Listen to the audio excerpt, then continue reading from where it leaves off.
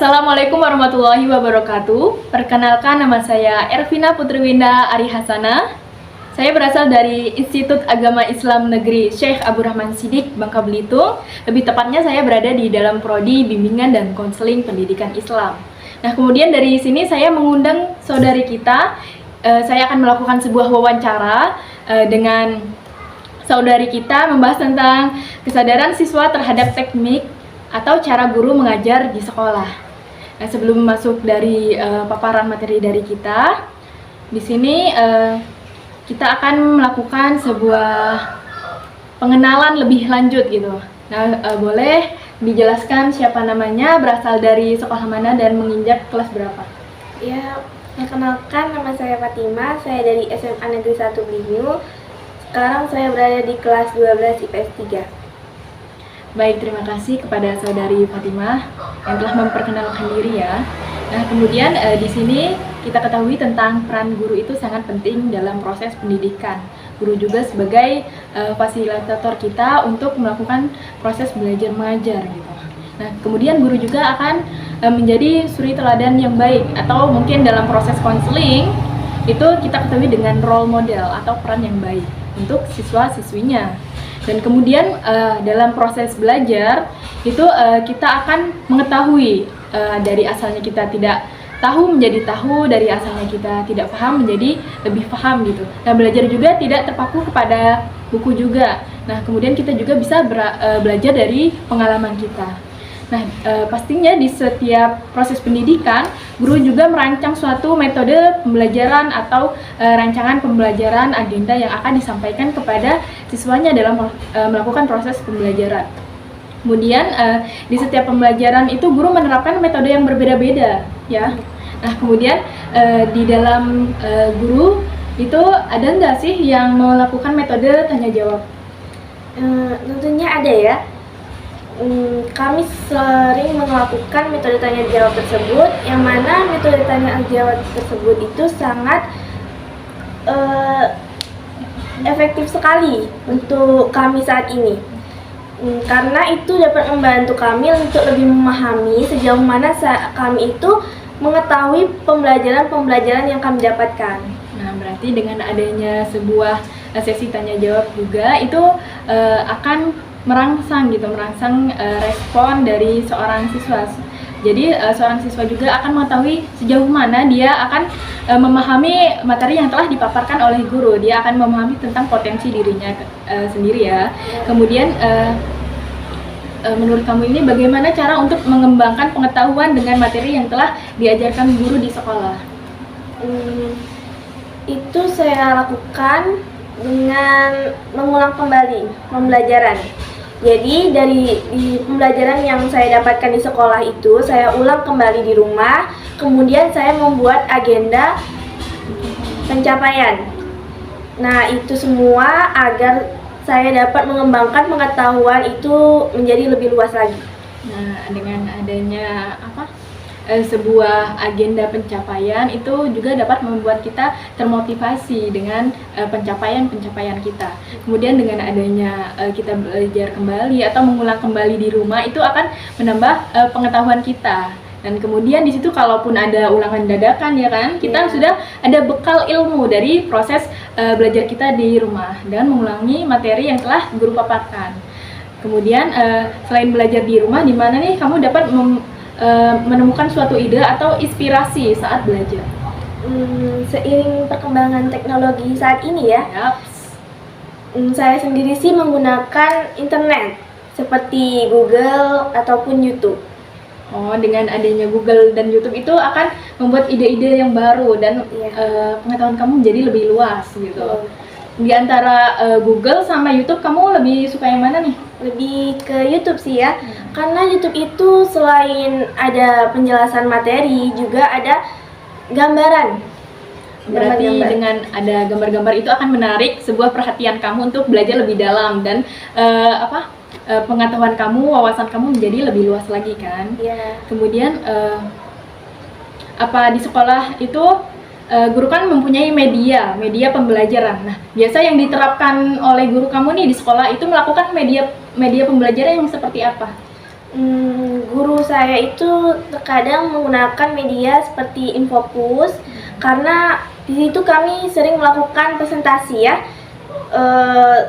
Dan yang mana presentasi itu kami gunakan agar membuat pembelajaran itu lebih menyenangkan. Oh, berarti Infopus juga sangat membantu kan dalam media pembelajaran yang telah dipaparkan oleh guru. Seperti kita juga sering membuat PPT kan? Iya. Nah, waktu SMA kita juga sering membuat PPT untuk presentasi ke depan. Nah, di dalam PPT juga terdapat gambar-gambar yang lucu-lucu. Itu akan menarik kita yang seperti dijelaskan di YouTube tadi. Kemudian ada kalanya kita itu kayak merasa bosan gitu kan dalam setiap pembelajaran. Nah, menurut kamu itu peran guru kamu di sekolah itu bagaimana agar proses pembelajaran itu tidak merasa membosankan gitu untuk para siswa-siswinya? Untuk peran guru ya, itu banyak sekali.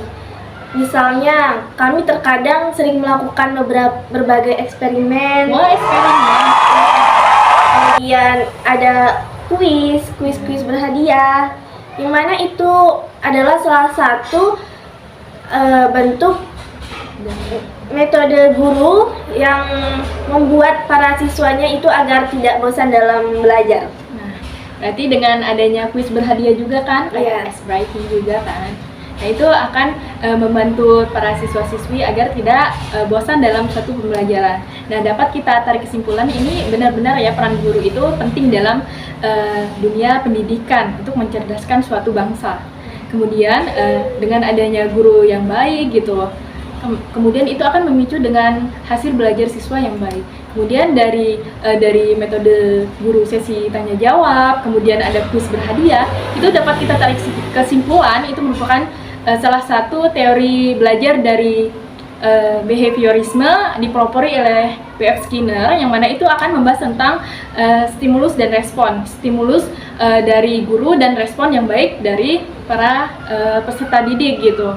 Dengan adanya kuis berhadiah juga akan menarik perhatian kita untuk belajar lebih giat ke depannya. Kemudian guru juga akan melakukan sebuah reward atau pujian atau penghargaan kepada siswa-siswi tersebut apabila hasil belajar itu dapat berjalan maksimal. Baik, terima kasih. Itu yang dapat saya sampaikan.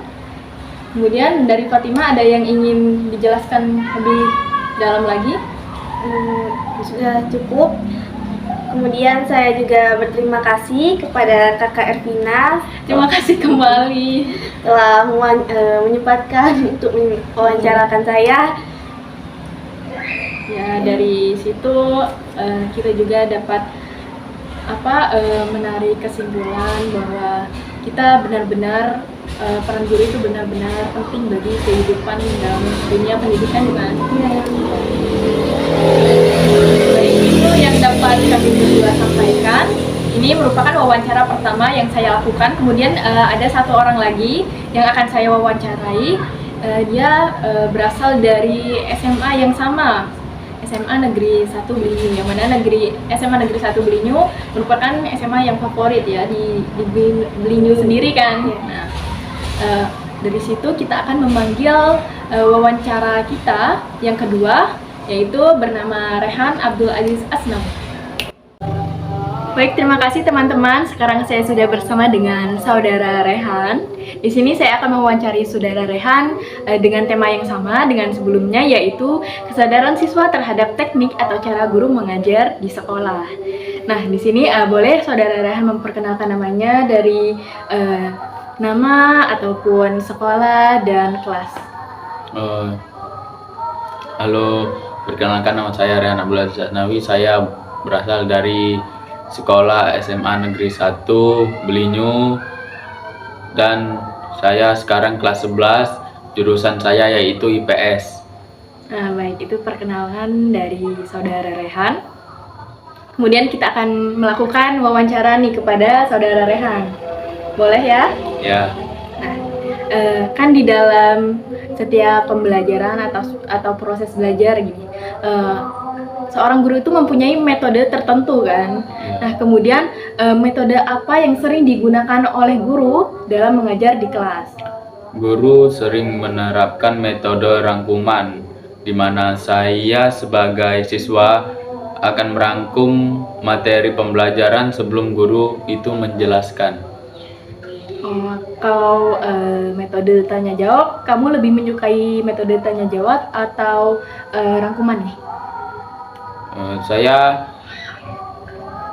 lebih menyukai metode rangkuman di mana kami merangkum terlebih dahulu bab-bab yang mau dijelaskan, lalu si guru akan menjelaskan tentang bab-bab tersebut. Oh, berarti untuk kalian gitu, untuk terutama khususnya pada kamu sendiri gitu, menyukai metode rangkuman, yang mana metode rangkuman ini kalian disuruh merangkum terlebih dahulu, kemudian guru akan menjelaskan. Nah, berarti mereka lebih condong ke metode rangkuman dibandingkan metode sesi tanya jawab. Kemudian di dalam metode rangkuman nih, menurut kamu apa sih kelebihan dari metode rangkuman yang diterapkan oleh guru dalam proses belajar mengajar? Kami mendapatkan gambaran tentang pelajaran yang akan kami bahas, dan itu sangat memudahkan bagi saya dalam memahami pelajaran tersebut ke depannya. Oh, berarti dengan adanya metode rangkuman gitu, kalian lebih paham ya? Ya. Lebih paham, berarti metode rangkuman itu sangat efektif untuk kalian sendiri. Kemudian apakah di setiap guru gitu dalam menjelaskan suatu pelajaran mempunyai sebuah jiwa sosial yang tinggi untuk membimbing kalian belajar sehingga kalian belajar juga dapat lebih optimal di dalam kelas?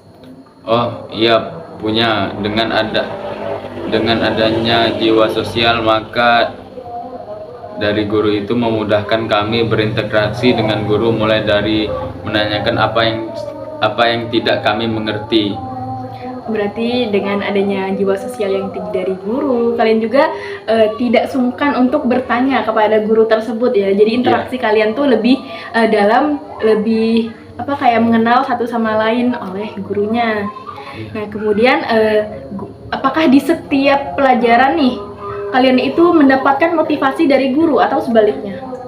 Sering di saat kami lagi malas belajar atau lagi malas-malasan seperti itu, guru terkadang memberi motivasi yang bagus untuk kami dalam menyusun masa depan yang berguna lah buat masa depan, begitu. Oh iya, berarti motivasi juga penting bagi peserta didik ya. Dengan adanya motivasi juga akan memicu sebuah semangat belajar atau giat belajar untuk meraih impian ke depannya.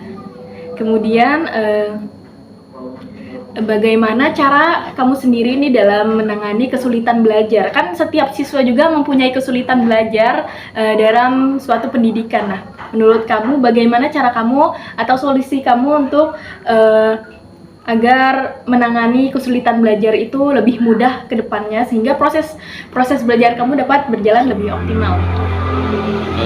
Saya akan bertanya kepada teman saya yang lebih paham dan dapat membantu saya dalam memahami materi yang telah diajarkan oleh guru.